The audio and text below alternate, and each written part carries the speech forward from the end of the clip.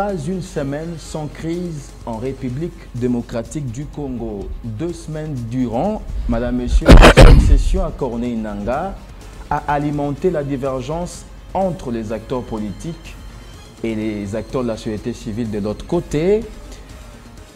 Réforme ou remplacement, c'est la grande question que nous nous posons au cours de cette émission. Et vous le savez, c'est aussi cette grande question qui bloque la République en ce moment. Nous recevons à cet effet Christophe Lutundula. Il est notre invité. Bienvenue, honorable. Merci beaucoup. Alors, je rappelle que vous êtes député national et cadre de Ensemble pour la République. Tout à fait. Première question pour commencer. Il y a eu crise à la veille de l'indépendance comme après l'indépendance. Et 60 ans après, nous fêtons sur fond de crise. Alors, qu'est-ce qui ne va pas? Ce qui ne va pas, c'est que depuis l'indépendance, le leadership national a été défaillant.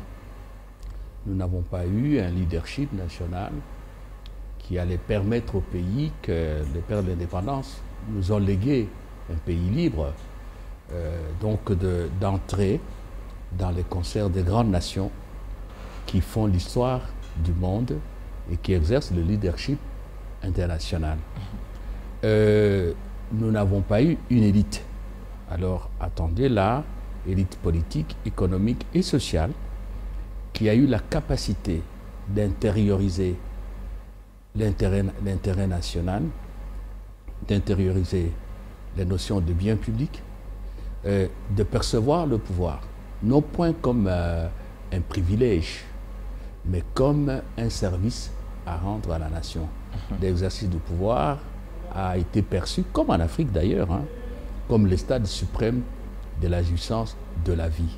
Et ces élites-là n'ont pas réussi à engager les pays dans des réformes structurelles fondamentales. C'est-à-dire qu'ils n'ont pas réussi à doter le Congo des institutions politiques, économiques, sociales et culturelles capables de promouvoir son développement et de protéger, de consolider son indépendance. En fait, au Congo, nous avons, peut-être sans le savoir, planté tout le temps le décor. Nous sommes comportés pour assurer la reproduction d'une élite de prédation. On nous a dit les Blancs partaient, et on ne nous a pas dit que les Blancs partaient, ils nous laissaient un pays, il faut construire, faire mieux que les Blancs. Nous sommes lancés dans le partage des dépouilles. Tout à fait. Le Congo colonial. Je vais vous donner une illustration très très belle. Moi, je suis fils d'un agent de la territoriale. Okay. En 1960, mon père est nommé chef de poste d'État. Et à l'époque, dans les gîtes qui abritaient les Blancs, chefs de poste, on trouvait tout. Des mâles cantines avec cuillère, fourchette, tout, lit, tout. Vous venez avec votre valise. Okay. Mais en 61, il n'y avait plus rien. C'est comme aujourd'hui, quand on est nommé à un poste de responsabilité, ministre, gouverneur de province et tout, la première chose, c'est de dépouiller l'État. Les maisons de l'État, les véhicules, on les distribue à sa famille, à ses amis, et on a continué. Ce qui est dramatique, parce qu'on parle trop de la jeunesse. Même vous, les jeunes qui venez, parce qu'en fait, les vieux d'aujourd'hui, c'est les jeunes d'hier. Et les jeunes d'aujourd'hui, c'est les vieux de demain. Vous vous vertuez, vous battez pour reproduire le même modèle. Pour être comme des vieux à qui vous reprochez tout. Donc, il n'y a même pas une succession de générations dans la gestion du pays, parce qu'aussitôt arrivés aux affaires, les jeunes tombent dans les travers de vieux. Et si vous voyez, depuis 60, ceux qui ont été aux commandes de l'État, ce sont des gens de moins de 50 ans. Lumumba avait 35 ans, il a été tué par ses congénères. Kasavubu avait la quarantaine, Mobutu 35, Kabila 29. Et voilà. Donc c'est cette absence d'un leadership exemplaire, ambitieux, clairvoyant, résolument au service de notre pays, avec toutes les capacités que j'ai évoquées. Alors je vous pose la dernière question avant d'aborder l'aspect de la CENI.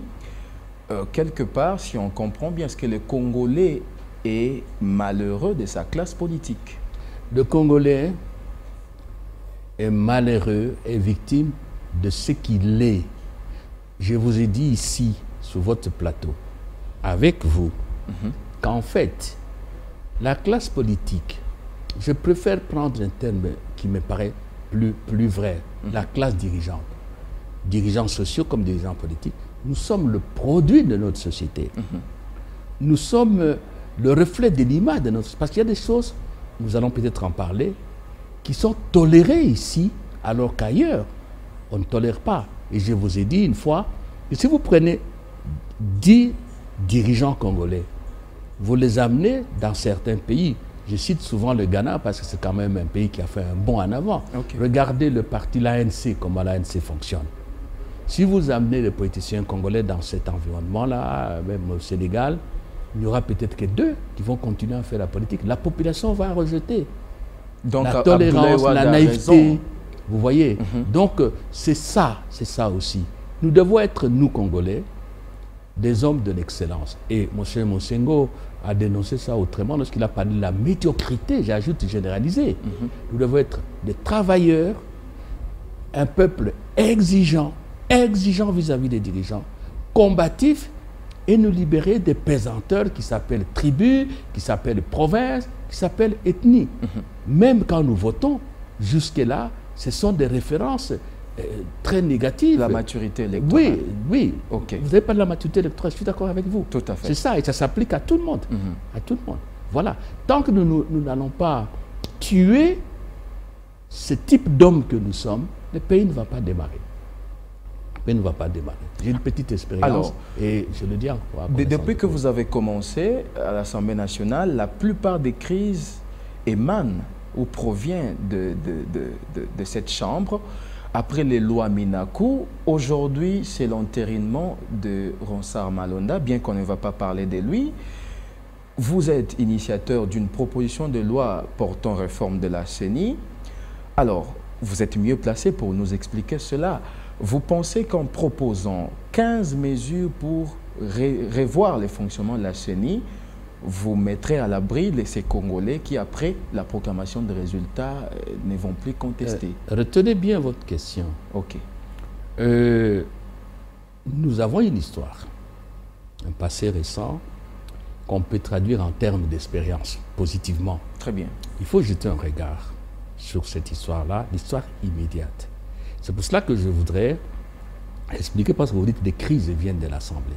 Surtout pour cette législature. Oui. Partir de la crise CENI, vous allez comprendre par la suite la réponse que je veux vous donner et vous allez comprendre aussi pourquoi j'ai proposé la loi. Aujourd'hui, nous sommes en crise. Vous avez dit, on ne parle pas de Ronsard Malonda, je suis tout à fait d'accord avec vous. Je le connais, il a un profil que d'autres ont aussi, c'est son droit d'avoir l'ambition de diriger une institution de la République. C'est un Congolais. Oui. Mais dans ce qui s'est passé, ce sont les irrégularités dont 80% ont été commises par la direction de l'Assemblée nationale. Et là, vous avez raison, nous avons une responsabilité dans les crises, pas toutes. Et c'est quoi en fait? Je vais parler des irrégularités avec une volonté plutôt pédagogique que polémique. Très bien. La première irrégularité. Et là, comme dans mes habitudes, je vous invite, j'ai la Constitution ici. Quand vous lisez l'article 28 de la Constitution, la CENI présente un rapport annuel à l'Assemblée nationale à la session de mars et à la fin de chaque processus électoral ou référendaire. Ce qui a été fait. Bon, qu'est-ce qu'on a toujours fait? CEI avec Malou Malou, pour aller vite. Terminé, il a déposé le rapport, on l'a examiné, on a touché à la loi. On a changé et on est passé de la CEI 6 membres à la CENI 7 membres. Après, ça c'est maintenant la période de Mulunda.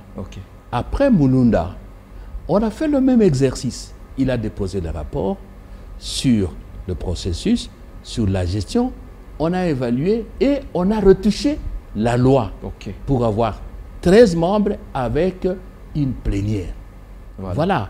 Et c'est logique dans la démarche d'un homme rationnel et raisonnable.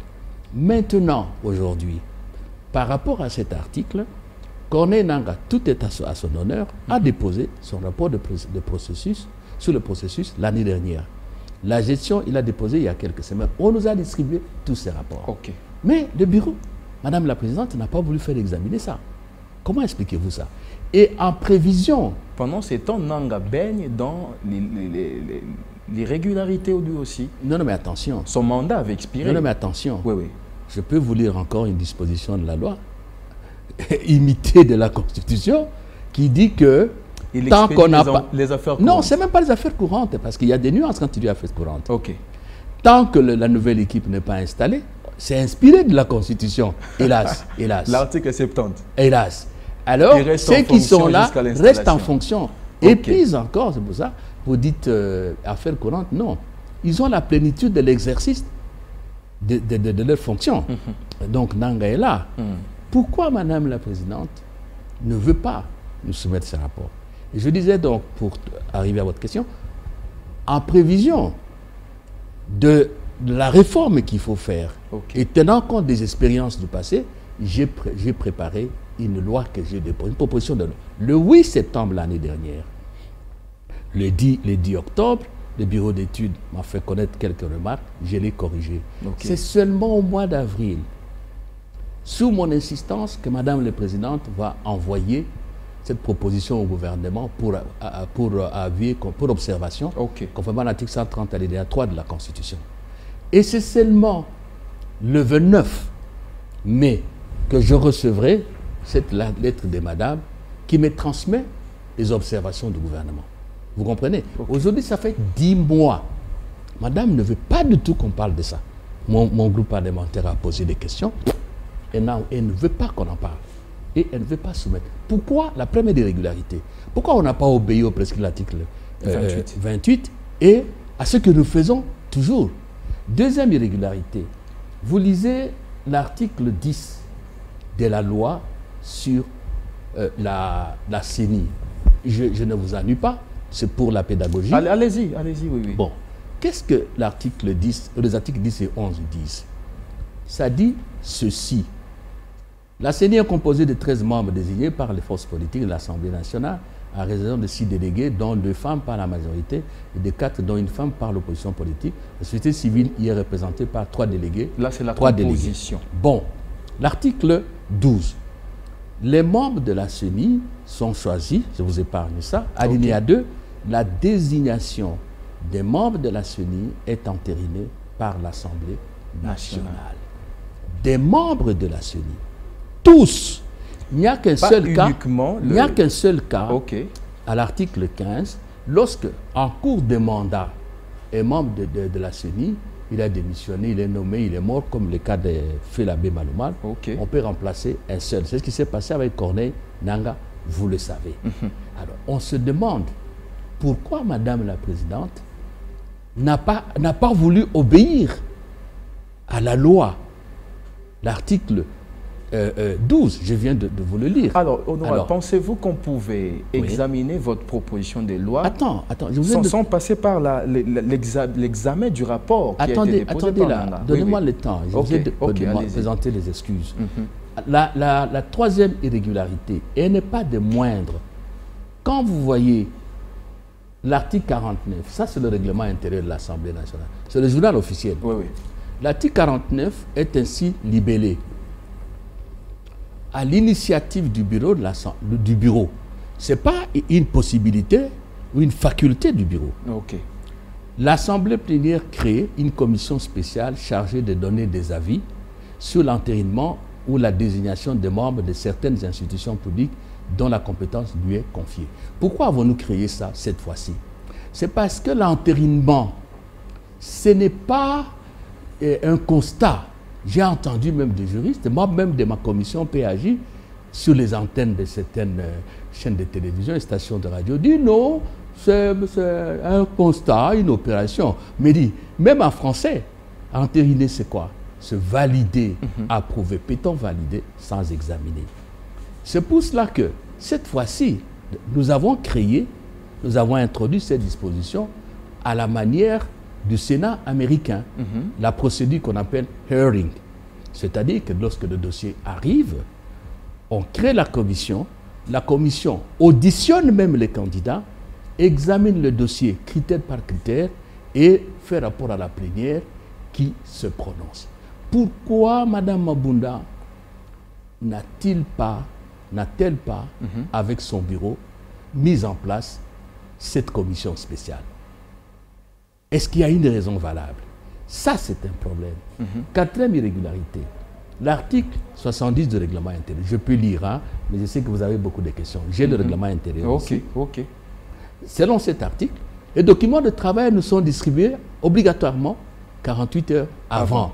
Sauf urgence. Et quand il y a urgence, on donne les documents, séance tenante. On n'a rien donné aux députés. Ni PV, ni rapport, rien, absolument rien du tout. Cela a été inscrit à l'ordre du jour, non? J'en viens. Et l'article 78 dit quoi? Du règlement intérieur. Qu'à tout moment, on peut intervenir avant, pendant les débats, par des motions. Je ne vous ai pas la lecture. J'ai le règlement intérieur, je peux dire. Il n'y a pas de souci. Ça prendra du temps. Et que la motion est prioritaire. On suspend les débats sur la question principale, on examine la motion.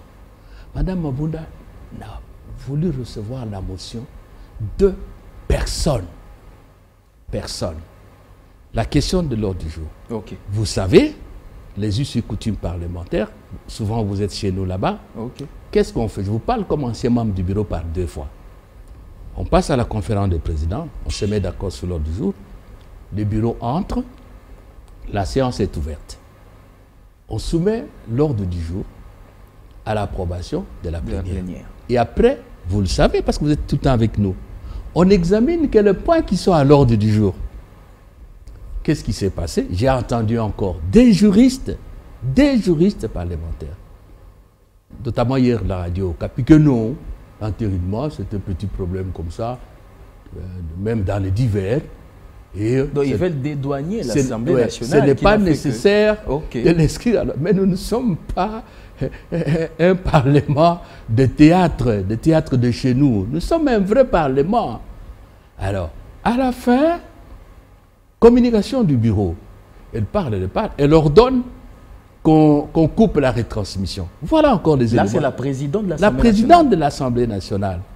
Et, comme je vous ai dit, les collègues demandent la parole. Elle ne veut pas, il y a quelqu'un du PPRD qui fait une motion. Et puis on dit non, c'est adopté. Est-ce que c'est faisable? Et enfin, la 6e irrégularité. Moi, j'ai la charte de la plateforme de confession religieuse. L'article 17 de la charte est clairement libellé. C'est le présidium qui engage la plateforme. Le présidium est constitué par le président de la plateforme. Pour le moment, c'est l'Église catholique. Vous avez le cardinal Ambongo parce que le président de la SENCO, Monseigneur Outembi, est confiné à Kisangani. La vice-présidente, c'est l'Église protestante. C'est le pasteur Bokondoa. Donc, comme de règle, partout, les documents officiels, la représentation vis-à-vis des tiers et des institutions publiques, ce sont ces deux-là qu'il a su en vertu de l'article 17. Tous les documents qu'on nous a lus, aucun n'a été signé par les deux. Et ce n'est pas tout. Je crois qu'à la date du 11 juin, le cardinal, donc le président, et le pasteur Bokondoa ont écrit à Madame la Présidente, avec copie sur le président de la République, pour lui dire que le document qu'on vous a déposé n'émane pas de nous. Et ce n'est pas conforme à notre charte. Donc, c'est un faux en écriture. Et Madame la Présidente a amené les gens à user d'un faux en écriture. Voilà les ridicules. Et j'insiste, je souligne, nous ne sommes pas un parlement des idiots et des cancres. Nous ne sommes pas un parlement d'un régime de dictature où on vient, on théâtralise les choses et on dit applaudissez. Ça n'est pas ça. C'est manquer de respect, non seulement aux députés, mais à la République et aux Congolais de considérer que ce sont des gens à qui on peut faire avaler n'importe quoi. Ils n'ont pas de la jugeote. Et comme certains dans certains milieux disent, vous savez, opposition et tout ça, là, c'est du blabla. Mon candidat Nambongo, c'est du blabla. Avec 1000 francs, on peut avoir des jeunes gens qui vont crier. Et puis, bon, on peut menacer, c'est comme ça. Et ça ne finira pas. Le pays ne va pas démarrer avec une telle mentalité. Alors, venez-en maintenant à votre question. Voilà, j'aimerais d'abord vous relancer. Je vous en prie. J'ai bien suivi toutes les irrégularités qui accompagnent bien sûr l'entérinement des Malonda. Mais qu'est-ce qui justifie le fait que, après avoir entrepris des consultations, jusqu'à arriver à un certain moment où lui-même, le cardinal Ambongo, a constaté qu'il y avait des indices de corruption, directement on crie, comme vous, à la réforme de la CENI, comme si vous marchiez parallèlement. Non, non, vous êtes des médias. Ok. Ok. Et je viens de vous rappeler ce qui s'est passé dans le temps. Je viens de vous indiquer clairement que j'ai déposé une proposition de loi il y a 10 mois. Donc l'exigence de la réforme, ce n'est pas une histoire d'aujourd'hui. Et vous le savez aussi, si vous ne savez pas, je vous l'ai dit, parce que c'était dit dans les médias, ce qu'on appelle le cadre de concertation de la société civile, dans lequel d'ailleurs se trouvent même les confessions religieuses, était déjà dans le projet d'organiser un forum national sur les réformes institutionnelles. Et l'année passée, moi qui vous parle, j'ai été invité par l'Église, la commission paix, justice et sauvegarde de la procréation. Non. De la paix, justice et sauvegarde de la procréation de l'Église du Christ au Congo, au lycée Chaomba. C'était un atelier sur les réformes institutionnelles. J'ai eu des rencontres avec la société civile au Centre pour handicapés physiques. On avait Bochabo Évariste, on avait l'ancien magistrat de la Cour constitutionnelle Jean-Louis Sambo. Oui, la société civile était dans cette voie-là. Nous, c'était le Covid-19, je crois, parce que j'étais associé à ça, en tant qu'auteur de la proposition de loi, allait organiser ce forum. La même proposition. Oui. Allait organiser ce forum au mois d'avril. D'ailleurs, je crois que j'ai suivi un communiqué hier, ils ont relancé ça. Donc, ce n'est pas un problème d'aujourd'hui. Et enfin, Josué, un homme normal, il ne peut pas aller, j'utilise cette expression parce que ça vous avez la liberté. On ne peut pas aller Ngulungulu. Vous connaissez Ngulungulu en Lingala? C'est comme ça. On ne regarde pas, on ne vit pas au passé. Mais il faut avoir, comme disait Federico Mayor, alors directeur général de l'UNESCO, avec le passé, le rapport d'un conducteur de véhicule avec le rétroviseur. Il regarde le rétroviseur pour prévenir les dangers, dans le cas ici, pour éviter les erreurs du passé, mais pas trop. Et donc, nous ne pouvons pas avancer, Ngulungul, sans regarder le rétroviseur, sans tirer les leçons. Une des leçons importantes, c'est laquelle? Depuis qu'on a les élections, les présidents sont issus de quelles composantes? Les présidents de la CENI. Oui.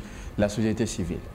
Est-ce qu'il n'y a pas lieu maintenant? Il y a aussi une question par rapport à la société civile. Attends. Est-ce qu'il n'y a pas lieu de se poser la question maintenant? Est-ce que la société civile est aussi asexuée politiquement que nous le croyons? Moi, je viens de la société civile. On ne va pas reculer là-bas. L'émission a d'autres thèmes à aborder. Oui, mais aujourd'hui, quand on voit l'arrivée des leaders de la société civile sur la scène politique, depuis la conférence nationale, ministres et j'en passe, quand on voit tous ces ratés à la CENI qui sont dus au manque d'indépendance, au manque d'impartialité, au manque de neutralité, si vous voulez, à une sorte de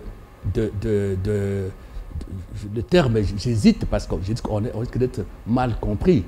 Mais en tout cas, je n'en ai pas un autre, à une sorte d'immoralité publique généralisée au sein de la centrale électorale. Quand on voit tout ça, il y a des questions. Alors, un homme normal, et nous sommes un peuple normal, ne peut pas se refuser de réfléchir et de changer. Donc, l'affaire de réforme, C'est une bonne question, il faut que les gens comprennent. Ne vient pas d'ici, de ce cas, non. Alors, vous l'avez dit quand j'ai lu votre proposition de loi, que 3 cycles électoraux durant, la société civile dont on parle ici a été politisée. Alors, croyez-vous qu'il y a encore des acteurs sincères qu'on pouvait placer sur cette place? Je voudrais que, je m'excuse, qu'on dise ça à la question que vous m'avez posée. Ok, très très vite. Justement, les réformes. Oui, oui, oui.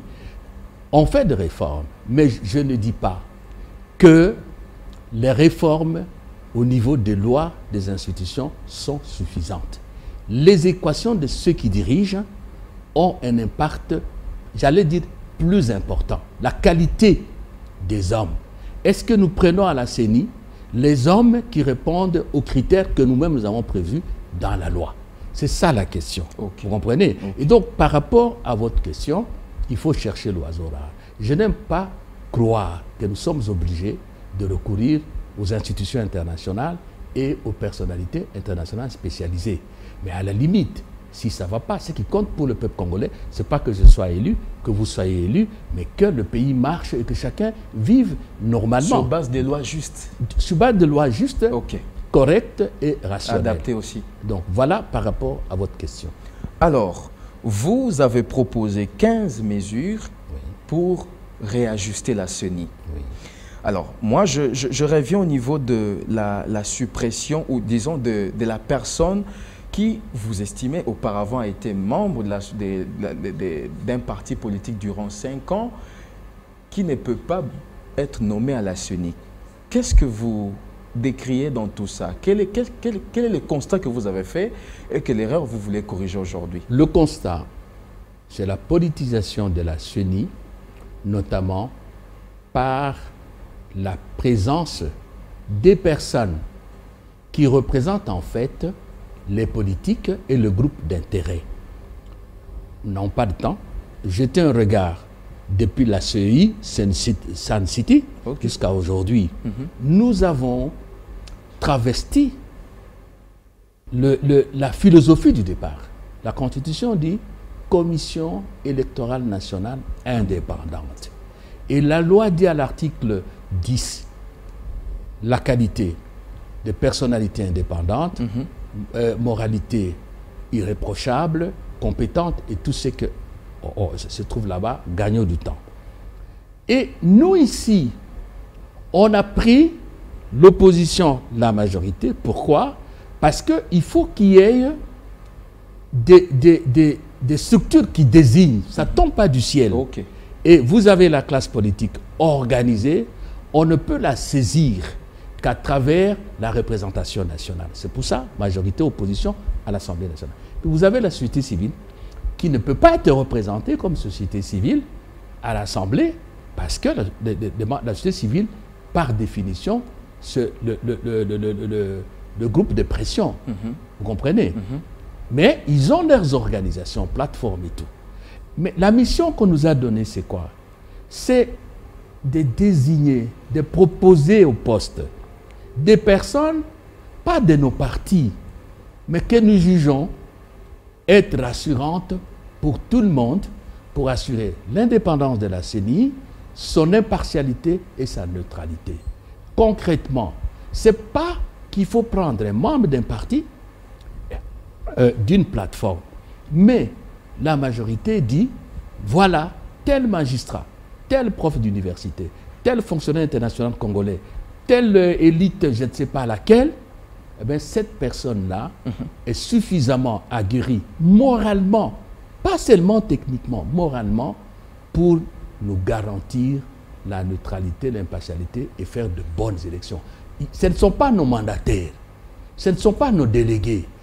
Eh bien, on a changé la philosophie de la loi et la CENI a été instrumentalisée. Ça devient un lieu de conquête du pouvoir ou un lieu de conservation du pouvoir. C'est contre cela, ce constat-là, que je me suis révolté et fait la proposition selon laquelle tout celui qui a été membre d'une organisation politique depuis les 5 dernières années ne peut pas être nommé à la CENI.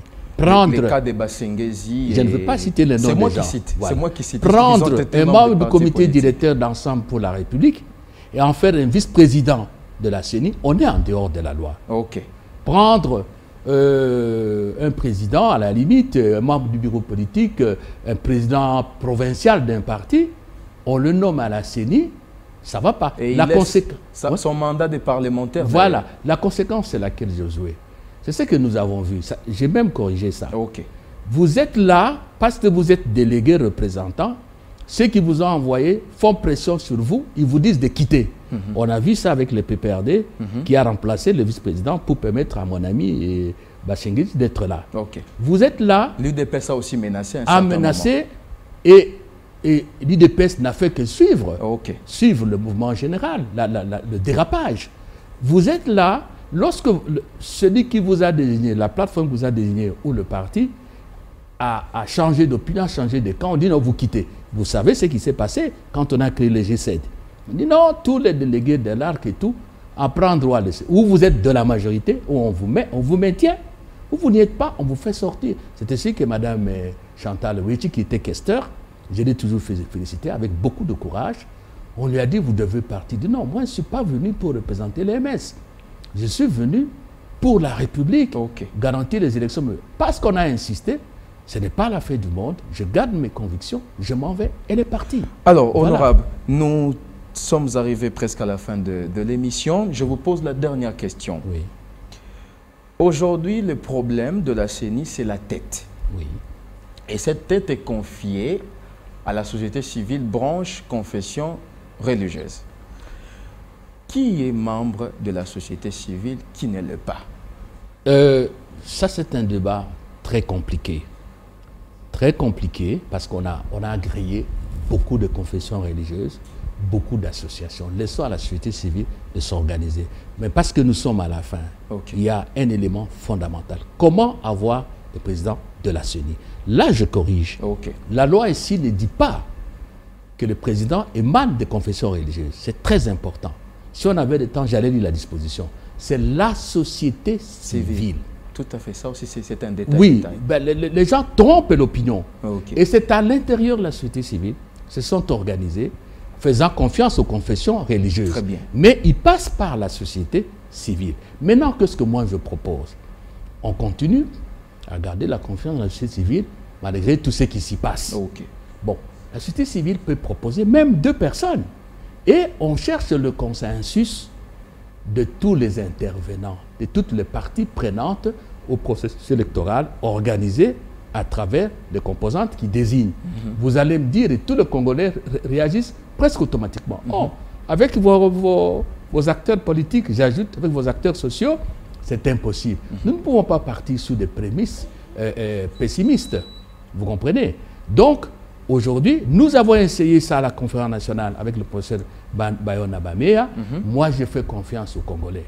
Nous devons avoir une personnalité qui se reconnaît et en qui on se reconnaît, nous tous, et qui nous garantisse une vraie CENI, des élections crédibles. Et cela est faisable. Ne faisons pas croire que nous sommes incapables d'être comme les gens d'autres pays et nous pouvons le faire.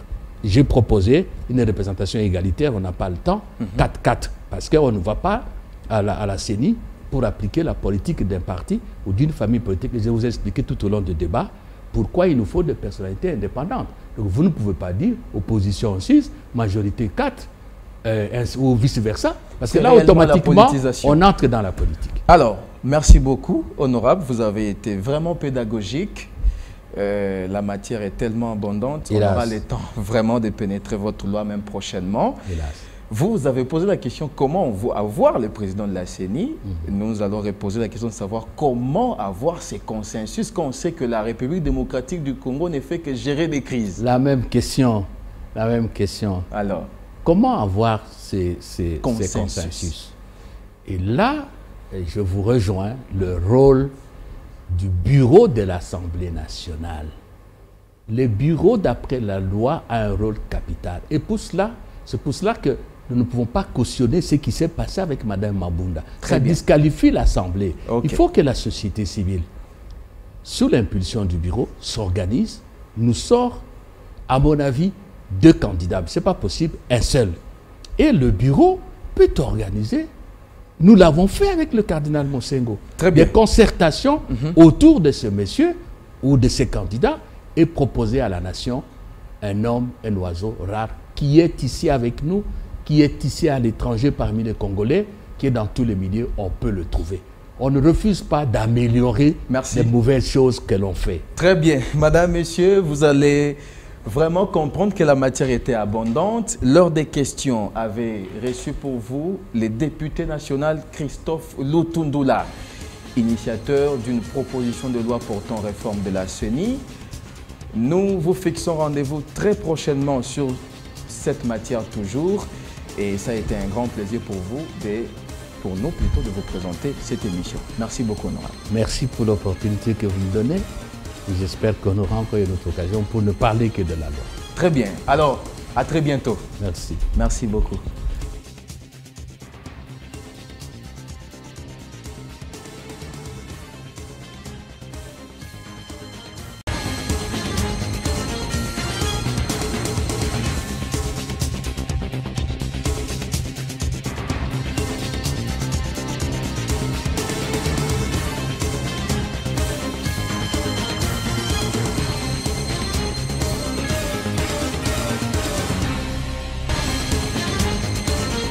La coalition FCC-Cash a réussi à réunir les deux grandes plateformes au pouvoir qui aujourd'hui sont...